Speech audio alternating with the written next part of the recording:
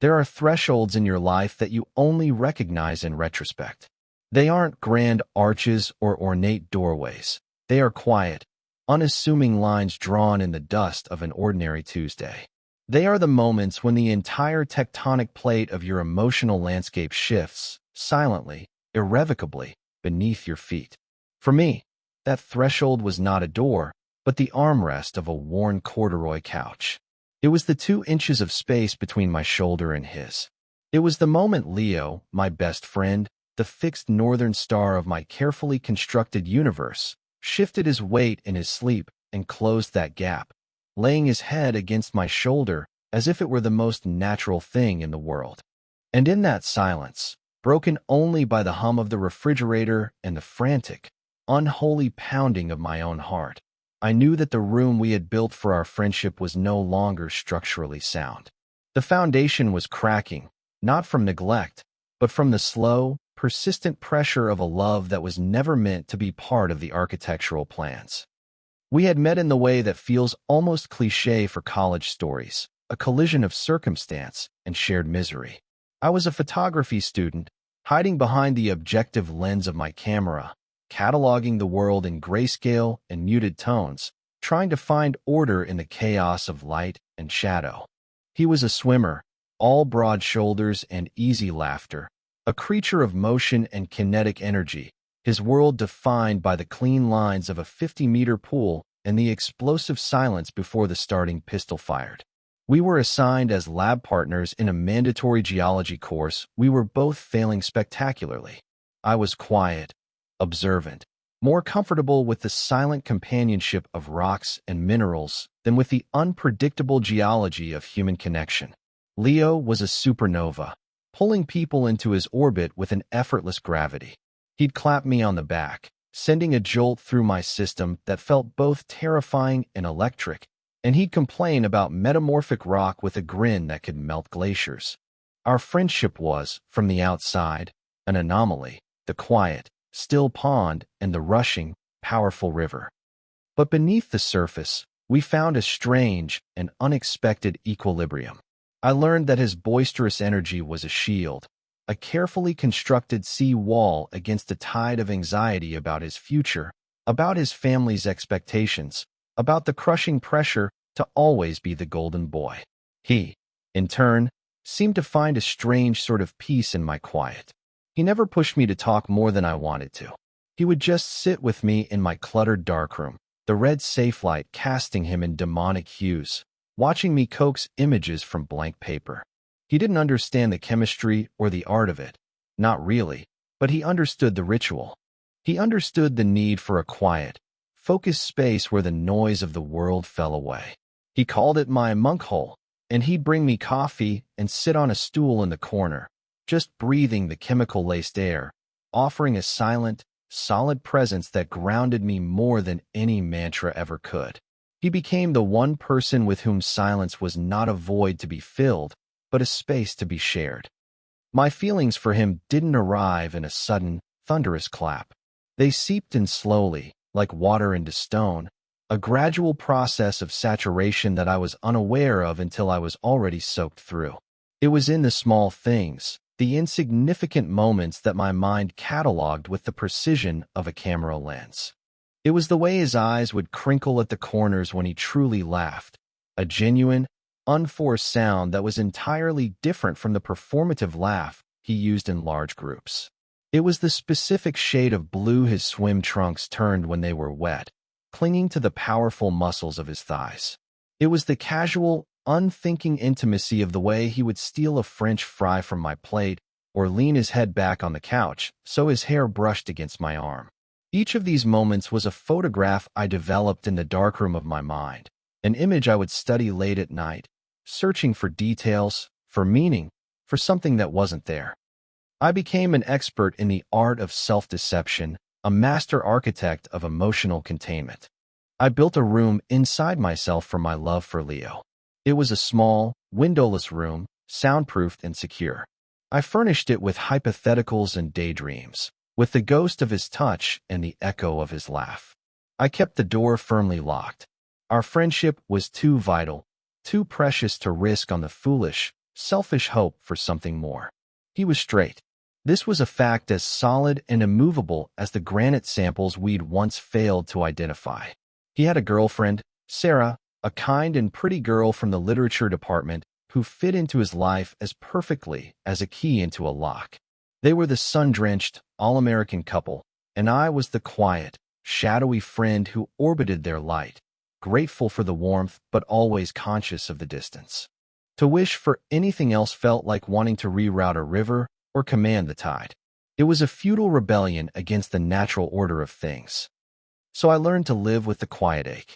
It became a part of my internal landscape, a low, constant hum beneath the surface of my days. It was the phantom limb of a hand I wanted to hold, the unspoken words caught in my throat like a shard of glass. I focused on my photography, channeling the longing into my work.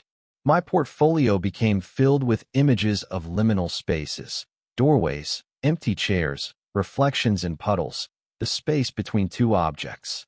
I was documenting the very thing I was living, the state of being in between, of existing on a threshold without ever being able to cross it. My professor praised my eye for capturing the tension of the unseen. He had no idea how right he was. The unseen was the heaviest thing I carried. And then, in the autumn of our senior year, the ground shifted. It wasn't a sudden earthquake, but a slow, grinding separation of plates. Sarah got accepted into a graduate program in another country, an opportunity too incredible to refuse. Leo was supposed to go with her after graduation. It was their plan, the blueprint for their future. But something was wrong. The easy laughter became forced, the crinkles at the corners of his eyes less frequent. He started spending more time at my apartment, sprawled on my couch, staring at the ceiling, the familiar supernova of his energy dimmed to a faint, flickering light. He spoke about Sarah, about their plans, but his words were like hollow echoes in a vast, empty chamber. He was going through the motions, reciting a script he no longer believed in. I watched him, my role as the quiet observer more pronounced than ever. I felt like a seismologist monitoring a fault line, sensing the immense pressure building deep underground. I didn't pry. I just kept the coffee pot full and the darkroom door open. He needed a sanctuary, and I had built one for him long ago, never imagining he would need it this desperately. He was adrift on a vast, lonely ocean, and my small, quiet apartment had become his only island. The unspoken rule was that we didn't talk about the tremor running through his life.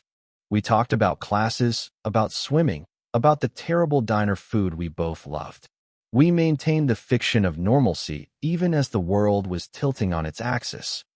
The breakup, when it finally happened, was not a dramatic explosion.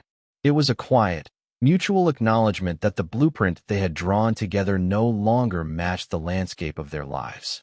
There were no tears, no shouting matches, just a sad, tired phone call that Leo took on my balcony, his back to me, his shoulders slumped in a way I had never seen before. When he came back inside, his face was pale, his eyes looking like shattered glass. He didn't say a word. He just walked to the couch, collapsed onto it, and pulled a throw blanket over his head. He stayed like that for hours. I made him tea that he didn't drink. I put on a movie that he didn't watch. I just sat in the armchair across from him, guarding his silence, feeling the aftershocks of his pain reverberate through the floorboards and up into my own bones. That was the night the ritual began. It started innocently enough.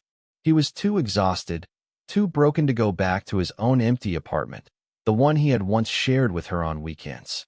So he stayed. He slept on the couch, a huddled shape under a thin blanket, and I slept in my bed, the door to my room left slightly ajar. It was a gesture of what? Concern? Hospitality? I told myself it was simple friendship. He was hurting, and I was his friend. That was all. But a small, treacherous part of me, the part that lived in that locked room in my heart, knew it was something more. Leaving the door open was a signal, a crack in my carefully constructed fortress.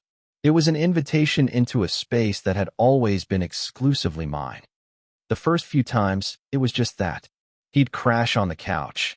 I'd wake up to the sound of him making coffee, and we'd navigate the morning with a careful, unspoken choreography of avoidance. We didn't talk about him being there. It just became a fact. His duffel bag took up permanent residence by the door. His toothbrush appeared in the mug next to mine. His presence began to permeate the apartment, seeping into the very fabric of the place until it was hard to remember what it felt like when he wasn't there. The silence was different now.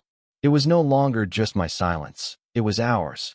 It was heavier, filled with the weight of everything we weren't saying.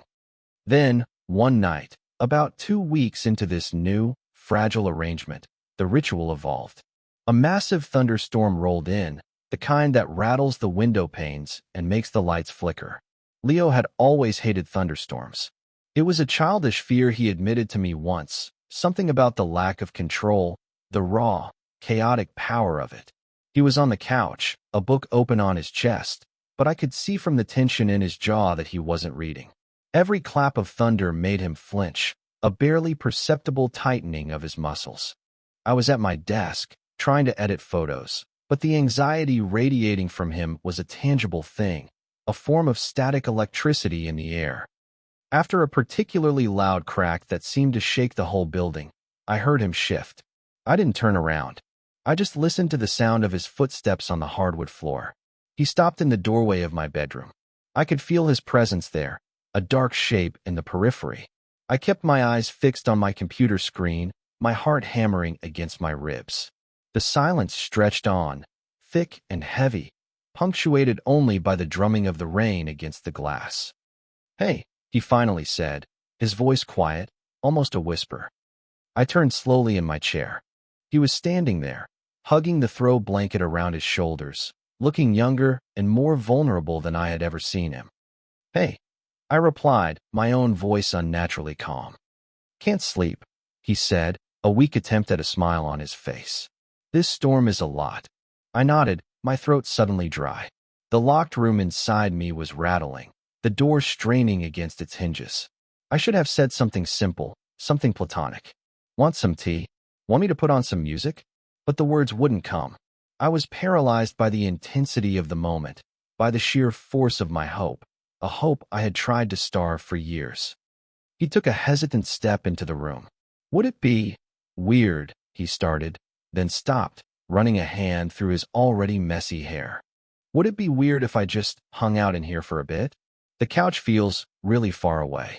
Every rational thought in my head screamed at me to say no, to draw the line, to protect the fragile ecosystem of our friendship. But the part of me that had been living in darkness for so long was clawing at the door, desperate for a sliver of light. The word that came out of my mouth was not a product of thought, but of pure, unadulterated instinct. "No," I said, my voice barely audible over the rain. "Not weird." He gave me a small, grateful smile that didn't quite reach his eyes and walked over to the foot of my bed. He didn't get in. He just sat on the edge, his back to me, facing the window, watching the lightning flash across the sky. And I turned back to my computer, but I didn't see the photos on the screen anymore. All I could see was his silhouette, the broad expanse of his back, the tension in his shoulders.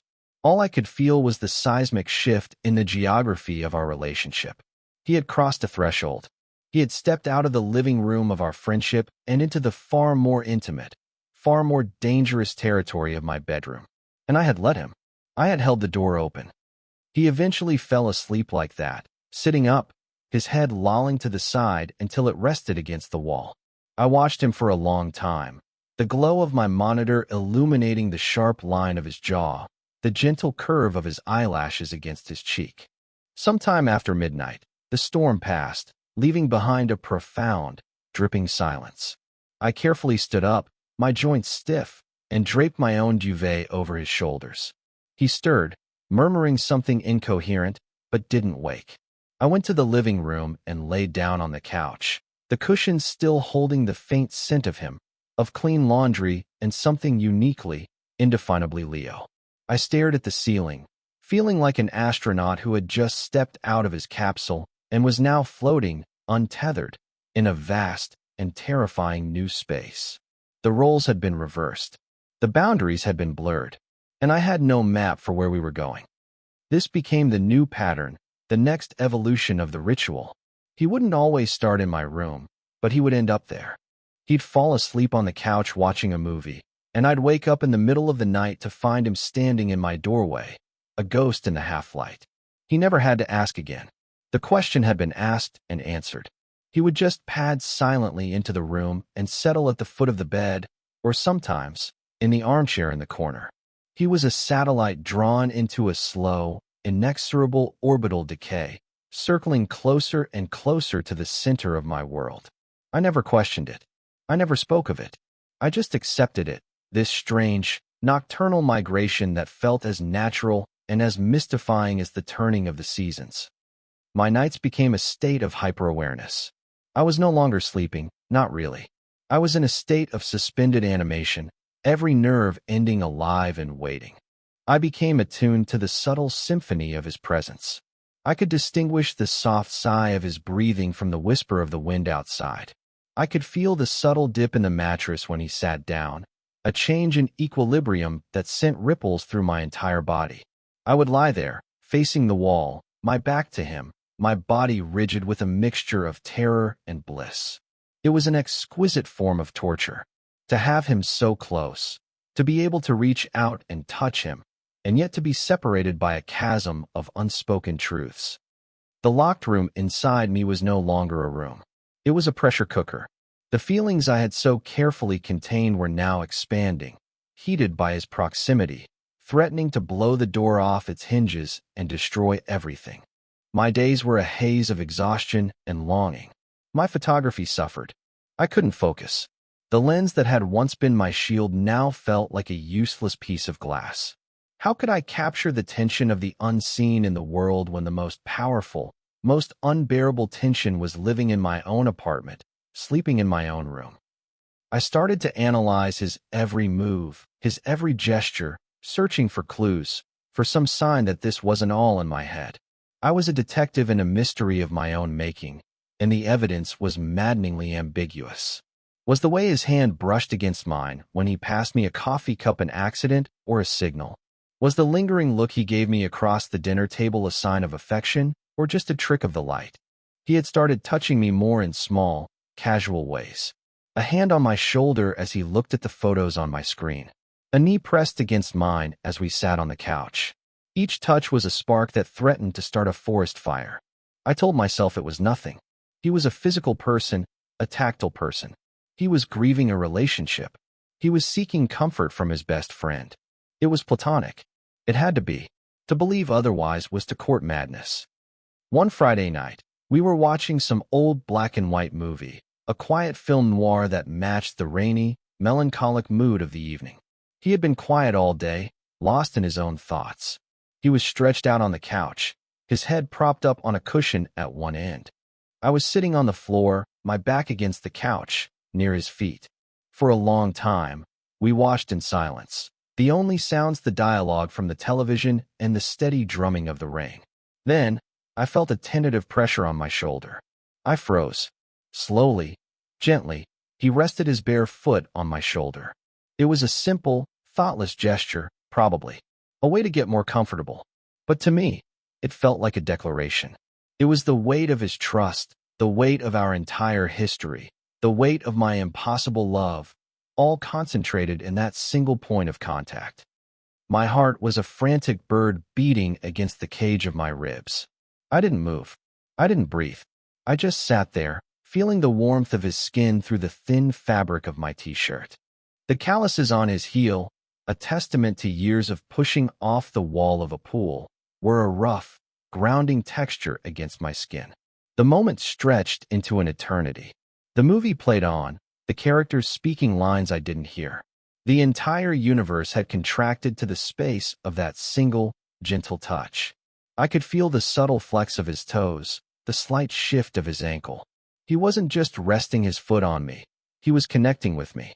In that silence, in that simple, physical act, he was saying something he didn't have the words for. I'm here. You're here. We're here together. He left it there for the rest of the movie. When the credits rolled and the screen went black, reflecting our two still forms in the darkened room, he finally lifted his foot. The absence of its weight was more shocking than the presence had been. A cold spot lingered on my shoulder, a ghost of the connection we had just shared. "Thanks," he murmured from the couch, his voice thick with sleep. "For what?" I asked, my voice hoarse. "For this," he said, gesturing vaguely at the room, at me, at the comfortable silence between us. "For not making me talk. Anytime," I managed to say. That night, he didn't even hesitate. He didn't pause in the doorway. He just walked into my room, pulled back the covers on the empty side of my queen-sized bed, and slid in. He kept to his side, a respectable distance between us, his back to me. But the line had been crossed. The final threshold. He was no longer a visitor in my room.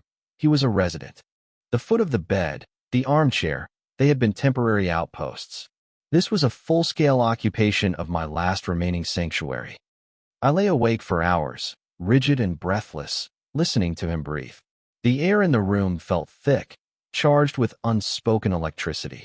I was acutely aware of every inch of my body, of the space between our backs, a no-man's land of terrifying possibility. The scent of him, the warmth radiating from his body, the subtle movements as he shifted in his sleep. It was a sensory overload that pushed me to the brink of insanity. This was what I had dreamed of for years, in the most secret, locked-off corners of my heart. And now that it was happening, I was utterly, completely terrified. Because it was all built on a foundation of ambiguity. It was a house of cards, and I was afraid that a single honest word, a single misplaced touch, would bring the whole beautiful, fragile structure tumbling down. The next morning, neither of us mentioned it. We woke up, we made coffee, we talked about the weather. We acted as if sleeping in the same bed was the most normal thing in the world for two friends to do. And so, the ritual was complete. This was our new normal. He would come home from swim practice or his part-time consulting gig. We'd eat dinner, we'd watch a movie, or just exist in the same quiet space. And then we'd go to bed. Together, in the same bed. It became so routine that the initial terror began to fade, replaced by a dull, constant ache of yearning. The proximity that had once been a source of thrilling anxiety was now a source of quiet pain. It was like starving to death while sitting at a banquet. The space between us and the bed became a character in our story. Some nights it was a vast, cold ocean. Other nights, it felt like a thin, trembling membrane, ready to be broken. I learned the cartography of his sleep. I knew the way he would curl into a ball when he was cold, the way he would fling an arm over his head when he was deeply asleep. Sometimes, in the dead of night, he would shift, and his hand would brush against my back, or his knee would knock against mine. These accidental touches were like lightning strikes in the darkness, leaving me scorched and trembling, my mind racing, trying to decipher intent from instinct. Was he asleep? Was he dreaming? Or was he, like me, lying awake in the darkness, pretending? I was losing myself in the labyrinth of his ambiguity. My life had become a waiting game, a state of perpetual anticipation for a sign, a word, a look that would finally give me clarity. But Leo remained an enigma. He seemed to be healing from his breakup, his natural light slowly returning. The easy smile came more often, the laughter was more genuine. He was getting back to being the Leo everyone knew. But his need for my proximity, for our strange, nocturnal ritual, did not diminish. If anything, it deepened. It seemed to have become a necessary part of his own equilibrium, a nightly grounding that allowed him to face the day. I was his anchor, his safe harbor. But what was he to me? Was I just a port in a storm, a temporary shelter to be abandoned once the skies cleared? The thought was a cold knot of dread in my stomach. The breaking point, the moment the tectonic plates finally buckled and gave way, arrived on a night that was utterly indistinguishable from any other. It was a Thursday. We had ordered pizza. We were sitting on the couch, not watching television, but just talking. He was telling me about a new software project he was working on, his face animated, his hands shaping invisible lines of code in the air. He was back. The supernova was burning brightly again, and as I watched him, a wave of profound sadness washed over me. I was happy for him, truly, but I also knew that his healing meant he would need me less. The ritual would end. He would move out. He would find a new girlfriend. and I would be left alone in my quiet apartment, haunted by the ghost of his presence, the locked room in my heart, now a cavernous, echoing ruin. He must have seen the shift in my expression. He stopped mid-sentence, his hands falling to his lap. "What's wrong?" he asked, his voice soft, perceptive. "Nothing." I lied, the word tasting like ash in my mouth. "Just tired." He looked at me, his eyes searching my face, and for the first time, I felt like he wasn't just looking at me, but seeing me. Seeing through the carefully constructed walls I had built. He saw the fault lines, the cracks in the facade. "No, it's not nothing," he said, his voice firm but gentle. He shifted on the couch, turning his body to face me fully. The 2 inches of space between us, the space that had started this whole journey, was back. "Talk to me, Sam." He rarely used my name. It was always man, or dude, or some other casual, bro-ish moniker. Hearing my own name in his mouth, spoken with such quiet intensity, felt like a key turning in a lock. And I knew, with a terrifying certainty, that the door to that room inside me was about to swing wide open. I couldn't stop it. The pressure was too great. "I can't," I whispered, shaking my head, looking down at my hands. "I can't, Leo." "Why not?" He pressed, his voice closer now. I hadn't even realized he'd moved. "Because it will ruin everything," I said, the words raw, torn from the deepest part of me. He was silent for a moment. I could feel his gaze on me, heavy and insistent. I risked a glance up at him. He was looking at me with an expression I had never seen on his face before. It was a complex mixture of confusion, concern, and something else, something I couldn't name, something that made my breath catch in my throat. And then he smiled. It wasn't his usual bright, easy grin. It wasn't the performative smile he used for the world. This was something else entirely. It was a small, slow, hesitant smile. It was a smile that was full of a quiet, dawning realization. It was a smile that was both a question and an answer. It was a smile that held the entire, terrifying, beautiful weight of the past few months. It was the kind of smile that doesn't just change a moment, but changes an entire history, retroactively rewriting every touch, every shared silence, every ambiguous gesture. In the soft light of the living room lamp, that smile was a confession. And it ruined everything.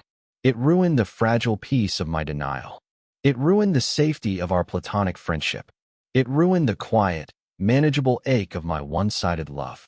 It ruined it all by replacing it with something infinitely more terrifying and infinitely more hopeful. It quietly, completely ruined me. "What if?" he said, his voice a low murmur that sent a shiver down my spine. "It's already ruined." My mind went blank. All the words, all the analysis, all the carefully constructed theories I had built up over the years, they all dissolved into white noise. The only thing that existed was his face, his eyes, that impossible smile. The space between us was no longer a void. It was a live wire, humming with a powerful, unspoken current. He started to lean in, his movements slow, tentative, giving me every opportunity to pull away, to stop him, to retreat back to the safety of our old dynamic. But I was frozen, caught in the gravitational pull of his gaze. This was the moment, the threshold I had been living on for so long. And I had a choice. I could step back, or I could let myself fall. He stopped when his face was only inches from mine, his warm breath ghosting across my lips. His eyes searched mine, asking a question he still couldn't bring himself to speak aloud. "Would it be okay?" he whispered, the words so quiet they were barely there. "Sam, would it be okay if I kissed you?" And the dam broke. The pressure cooker exploded. The locked room was blown to smithereens.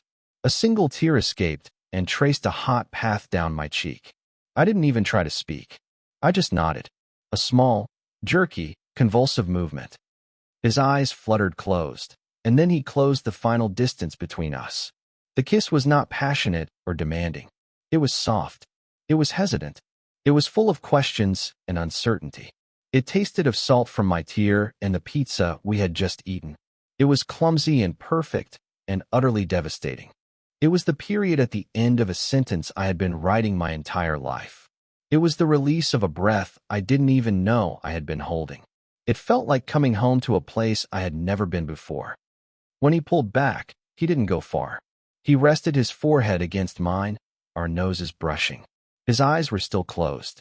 I could feel a slight tremor in his hands, which were now resting on my shoulders.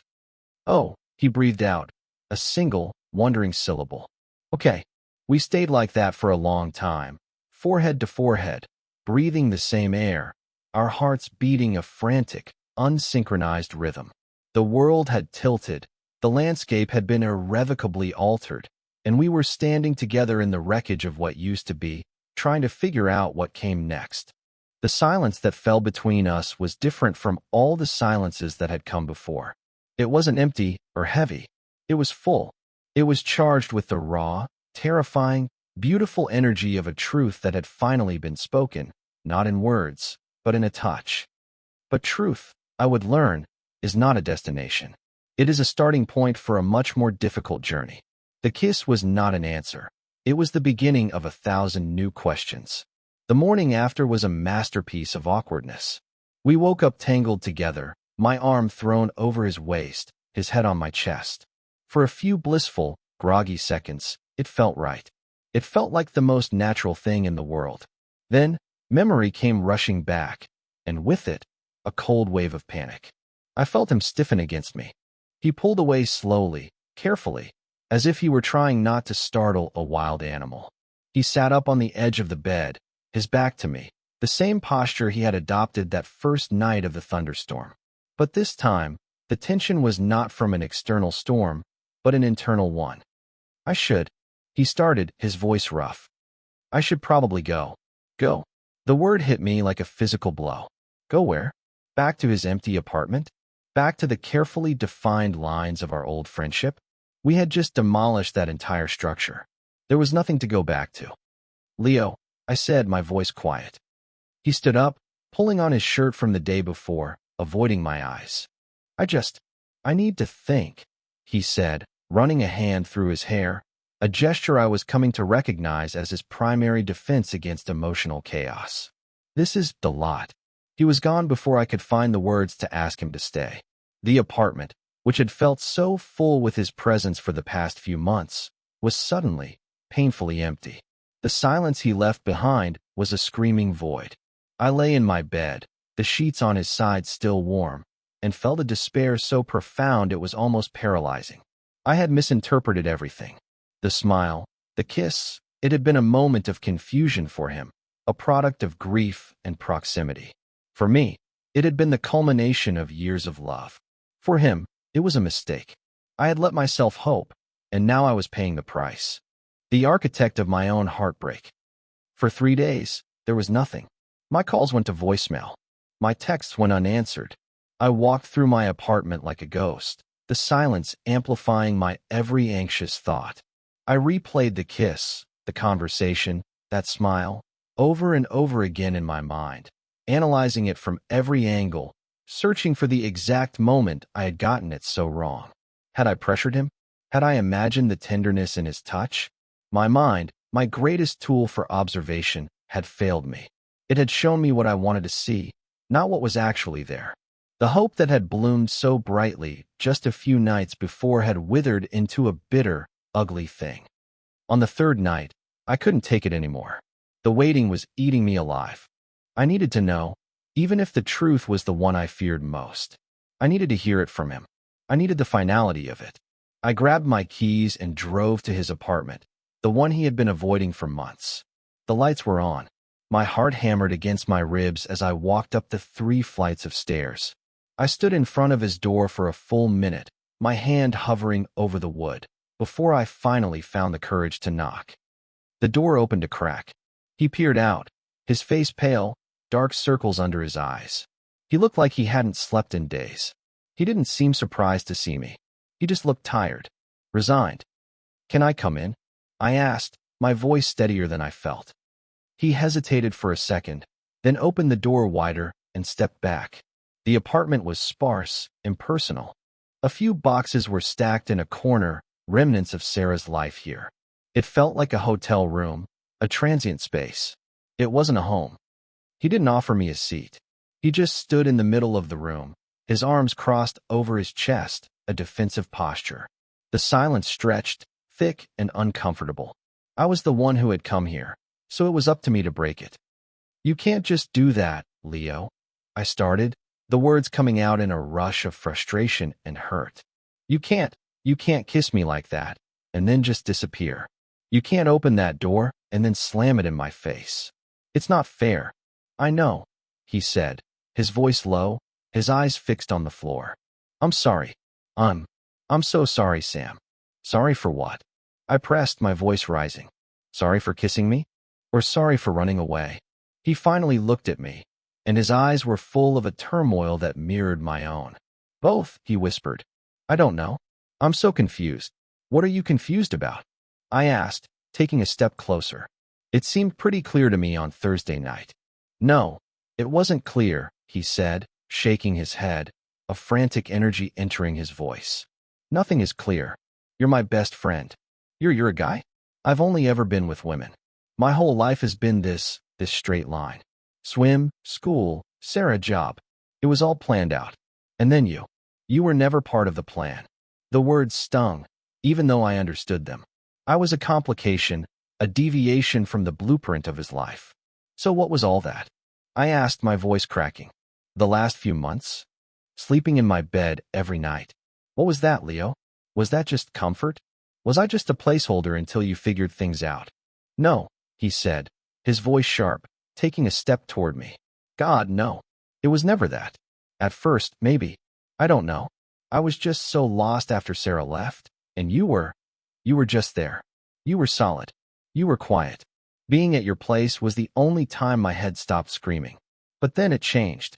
It became something else. I stopped needing to be there, and I started wanting to be there." He was pacing now, a caged animal, his hands gesturing wildly as he tried to articulate the chaos in his head.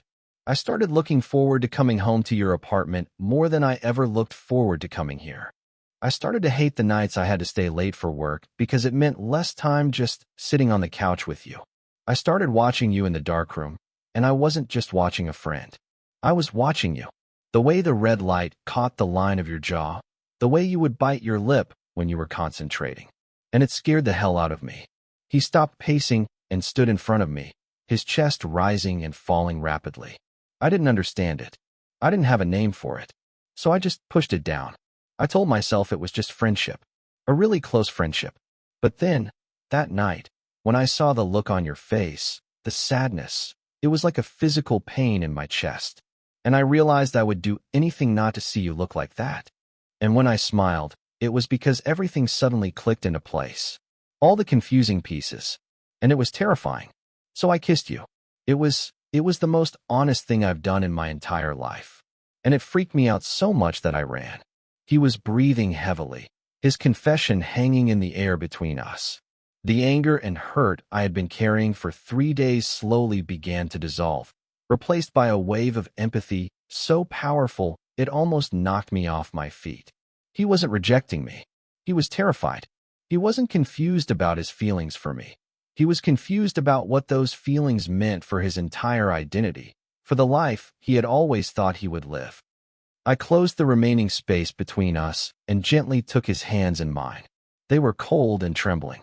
He looked down at our joined hands, then up at my face, his eyes wide and vulnerable. "Hey," I said softly. "Look at me." He met my gaze. "You don't have to have it all figured out right now," I said. "You don't need a map. We don't need a blueprint.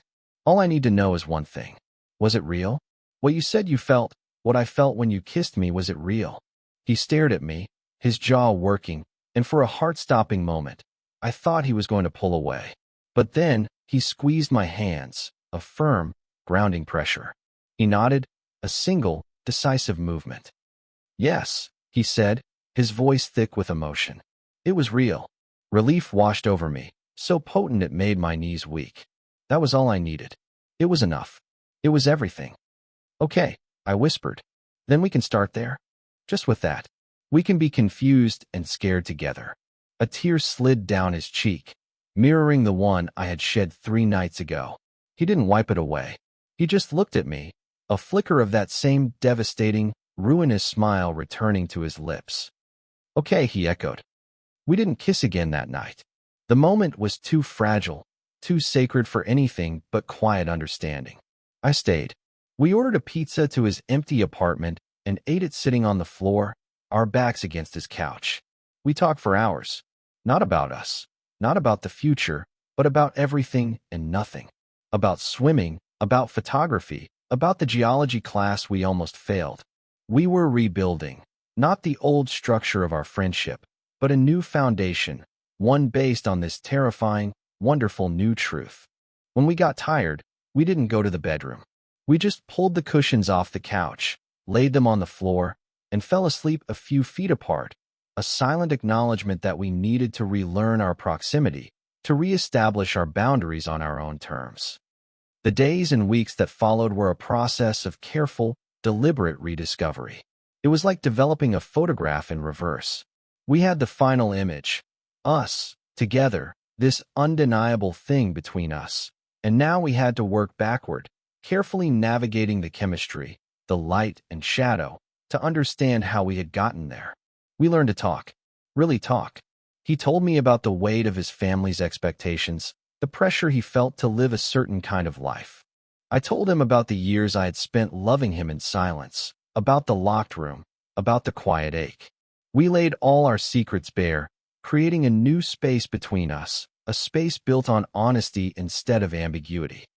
The physical intimacy returned, but it was different now. It was intentional. A hand held across the table wasn't an accident to be analyzed. It was a statement. A kiss goodnight wasn't a question. It was an affirmation. He moved out of his soulless apartment and officially moved in with me. His duffel bag replaced by boxes. His toothbrush no longer a guest in my mug, but a permanent resident. We learned the rhythms of a shared life. The way he left his wet towels on the floor, the way I left my camera equipment scattered everywhere. We learned to navigate the small frictions of domesticity, and in doing so, we built something real, something sturdy.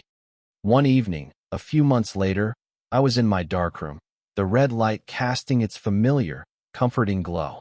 Leo was there, sitting on his stool in the corner, just as he had done so many times before. I was agitating a tray of developer, watching an image of a winter landscape slowly emerge on the paper. It was a picture of two trees, their bare branches intertwined, standing alone in a field of snow. It's beautiful, he said quietly from the corner. I like it, I said. It feels peaceful. He stood up and came to stand behind me, wrapping his arms around my waist, his chin resting on my shoulder. We both watched the image sharpen, the details coming into focus. The way the light hit the snow, the intricate pattern of the tangled branches. You know, he murmured, his voice a low rumble against my back. For the longest time, I thought my life was like a race. You just swim in your lane. You don't look left or right. You just focus on the black line at the bottom of the pool and you go. Any deviation feels like a failure. I leaned back against him, closing my eyes, soaking in the warmth and the solidness of him. But being with you, he continued, his voice soft, it's not like changing lanes. It's like realizing the race was just the warm-up. And the real part, the best part, is just getting out of the pool, drying off, and going home. He pressed a gentle kiss to the side of my neck. This feels like home. And in that moment, I understood. The thresholds we cross are not just about changing our direction. They are about changing our destination. For years, I had stood on the edge of my feelings for him, too afraid to step across. And he had been swimming in a straight line, too afraid to look up. It took a storm, a breakup, and 100 silent nights for us to both end up lost enough to find each other. The old room of our friendship had not been ruined by that smile. It had been demolished to make way for something infinitely larger, something with windows and sunlight, and a foundation strong enough to build a life on. We had begun to heal in the beautiful, honest silence we had learned to create together, a silence that was no longer an absence of words, but a presence of love.